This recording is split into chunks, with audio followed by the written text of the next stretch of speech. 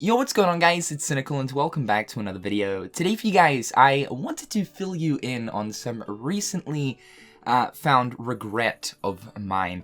Today I wanted to talk about The Legend of Zelda Breath of the Wild and why I'm absolutely kicking myself in the ass as of right now over the fact that I was never able to click with this game, but recently I've finally been able to. It's finally clicked with me. I finally do understand why so many people went nuts over this game, and that the fact that this game is one of the best rated games currently as of right now. So I just wanted to talk about this. I'm thoroughly enjoying my experience with Breath of the Wild, finally, ever since the game came out back in obviously 2017.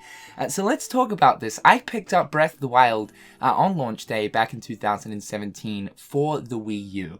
And I would have probably started this game most likely about 5 times over, specifically just on the Wii U.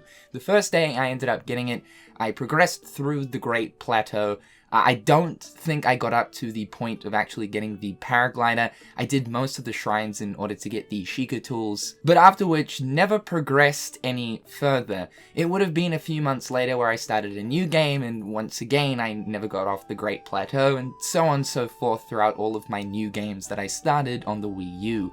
It wasn't until I ended up getting a Nintendo Switch later on that year in October, I ended up getting the Super Mario Odyssey bundle, and for a great deal of time there I was actually infatuated with Odyssey, even though I decided to actually pick up Breath of the Wild for a second time for Switch in order to, take the game around, and that Breath of the Wild looks slightly better on the Switch when, of course, docked. I mean, these were just my reasons, even though at that point I still hadn't clicked with the game. I decided to just pick it up once again. As I said, I was infatuated with Super Mario Odyssey for quite some time when I got my Switch, so I didn't actually get around to playing Breath of the Wild once again for the first time on Switch until a little while afterwards. Again, I probably would have started about 2 new games on the Switch doing the exact same thing both times, similar to my experiences on Wii U, never exiting the Great Plateau, doing the shrines, and that's as far as I got. It probably would have been the second new game that I ended up starting on my Switch, where I finally progressed through all of the Great Plateau shrines,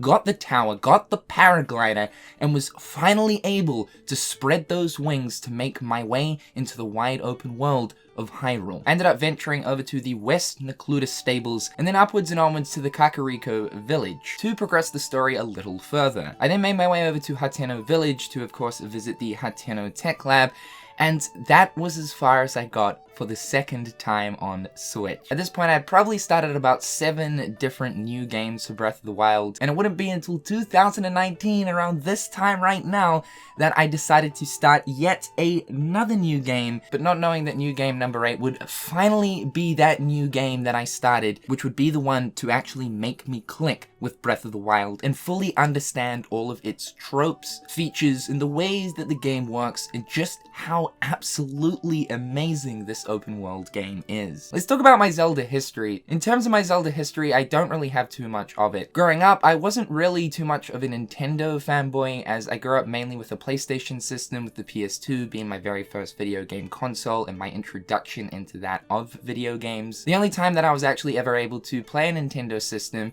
which my very first one being the Nintendo 64, was whenever I'd go around to my friend's house. But even still so, when we would play in 64, it would either be Tony Hawk Pro Skater or the Mario games, whether it be Mario Party, Mario 64, or of course Mario Kart. So I was never really exposed too much to The Legend of Zelda over the course of growing up, and this is probably the sole reason as to why I never really bothered to actually play any of the Zelda games. In fact, my very first Zelda game I ever played was A Link to the Past for the 3DS, and still to this day I'm yet to even put a decent amount of time into that game. Sort of a similar case to Breath of the Wild. I've started multiple new games on A Link to the Past, but I just can't pick it up. So recently I've decided to give Breath of the Wild yet another chance, as I was saying, and I'm happy to announce that yes, finally I have clicked with this game, and as I was saying, I am absolutely kicking myself in the ass over the fact that it took me so long to finally come to terms with Breath of the Wild and to fully understand it. Over the past week and a half, this is the game that I've been playing the most in my own personal time, and I'm absolutely adoring it. The thing with Breath of the Wild is it's very different to any other previous Zelda game. Although yes, there are many tropes and similarities within certain features throughout Breath of the Wild that are similar to that of previous Zelda titles, this is a huge step in a different direction for the Zelda games. As of right now, I still have quite some ways to go before I wrap everything up. I mean, this open world is absolutely so massive. I've only seen so much of Hyrule so far, with still needing to visit quite a few more regions, but from what I have seen from the game so far, slap me over the face with a turkey from the north, I am becoming very quickly infatuated. The way that Breath of the Wild is different to any other previous open world RPG game that I've played in the sense of how it's structured and how you make progression is that the game is structured around exploration, which I think is absolutely genius for a game that is open world. In order to make progression in Breath of the Wild, you have to and are forced to explore its open world, which you'd want to do in any good open world game, right? The way that Link becomes stronger throughout this game isn't via just taking down enemies and receiving XP in return. No, you actually have to venture out into the massive wide open world and track down these shrines, which are sort of like little dungeons with puzzles in them, and then once you have completed them, in return, you get a spirit orb. There's no real clear sense of direction as to where you're meant to go in Breath of the Wild. The game really leaves it up to the player as to where they want to go and how they want to get to the destination they've set, which I think is just absolutely so amazing considering that the entire world seems traversable. You can climb any wall, any mountain, any tree that you come across, and I'm just looking at this cliffside right here, you know, and like in any normal game, you'd think, oh shit, damn it, how do I get up there? I'm gonna have to go around, I'm gonna have to find some fucking ladder or some hill to walk up. Breath of the Wild, it's a completely different story. You just chuck your ass up on that rock and start climbing. And although yes, there are main quests and side quests throughout Breath of the Wild, the structure is based around tracking down these shrines, which means that you have to explore the open world. This game isn't really set up in the sense of, alright, you go to point A, you do such and such, and then once you've done that, you go to point B, you do such and such. Quests in this game kind of take a backseat, and the exploration thing comes in front row. And I think that is the grand idea of Breath of the Wild. The game is designed to be explored, to give you this great sense of adventure. If you have a point where you want to go on the map, you can go to it, giving you that freedom of, yeah, sure, if you want to go to these sort of high-level areas, even though there aren't really levels in this game, there are still regions that are host to stronger enemies that probably wouldn't be advised to be taken down as soon as you start the game.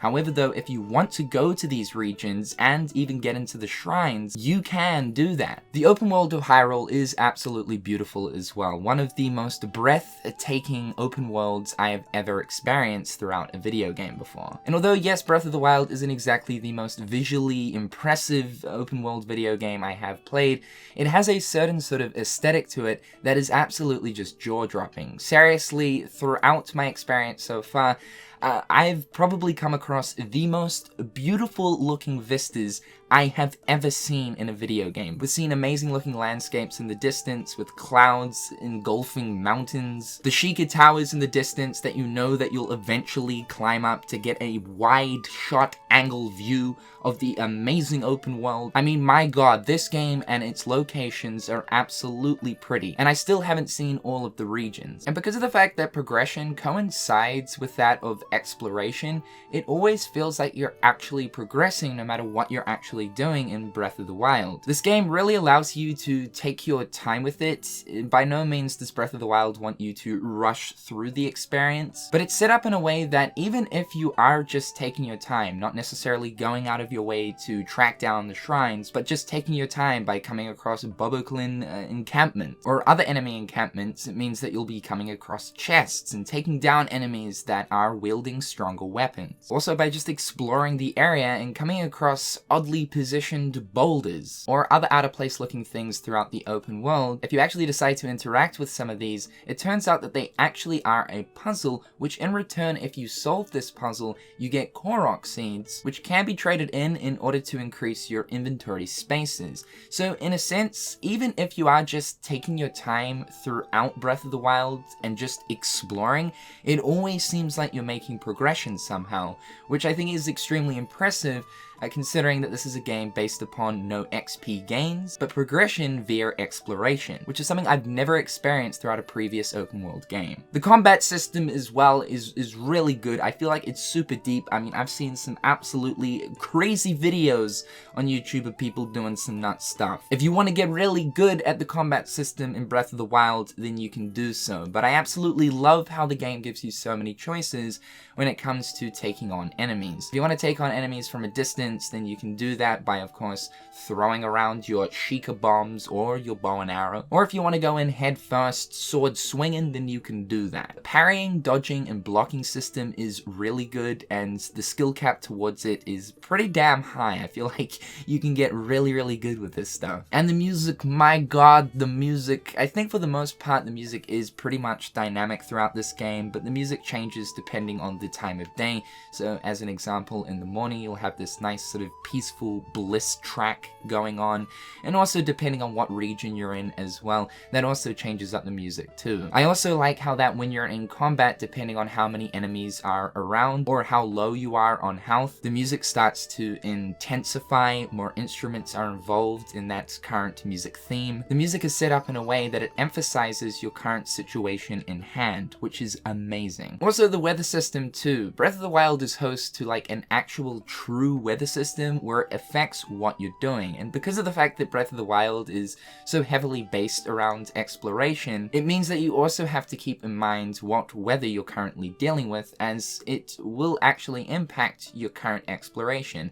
Especially, let's say if it's currently raining and you're trying to climb a mountain, yeah, good luck doing that. You're gonna slippity slide all the way to the bottom, son. Everything throughout the world as well just feels like it has a use. Like if you want some quick wood to create a campfire, then you can just simply cut down a tree and collect its wood in order to make a dang campfire. Every food has a use for obviously preparing dishes in order to restore back your HP, and to also get stat bonuses. When you take down an enemy, they generally drop their own specific materials as well that can be cooked into elixirs, which will also further give you stat bonuses. It feels like everything in this world has a specific use for a specific reason. But anyway guys, that is just my current thoughts on The Legend of Zelda Breath of the Wild. I'm a fool for sleeping on this game for absolutely this long. Like, god dang, someone needs to slap me. I understand it, I finally clicked, and I just don't understand why I left this game for so long. I'm really looking forward to the Breath of the Wild sequel that obviously was announced at E3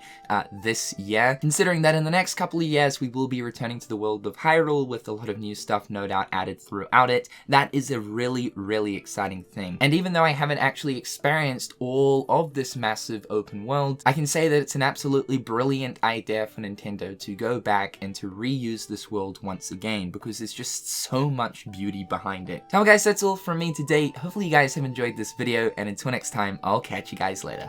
Peace.